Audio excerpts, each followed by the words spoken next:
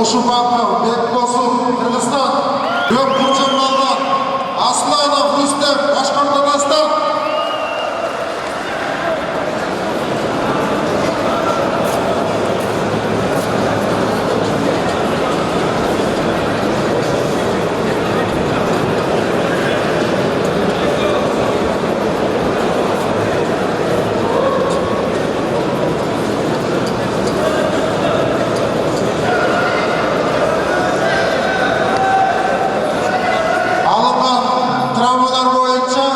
Көпкурчан Балбан жеңишти Кызылкурчан Балбанга берилди.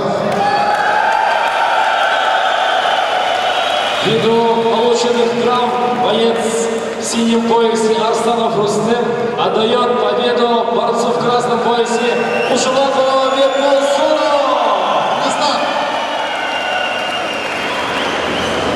Екінші орын Арсланов